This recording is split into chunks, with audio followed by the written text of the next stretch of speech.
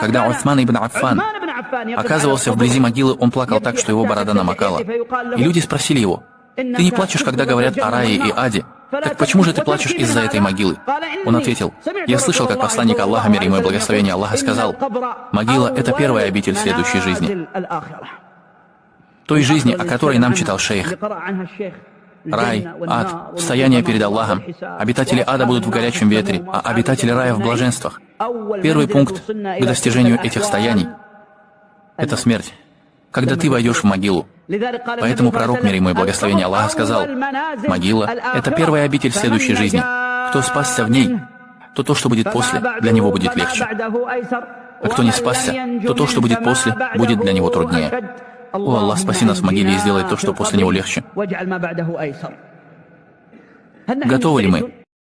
يا أيها الذين آمنوا أطيعوا الله ورسوله ولا تولوا عنه وأنتم تسمعون ولا تكونوا كالذين قالوا سمعنا وهم لا يسمعون إن شر الدواب عند الله الصم البكم الذين لا يعقلون ولو علم الله فيهم خيرا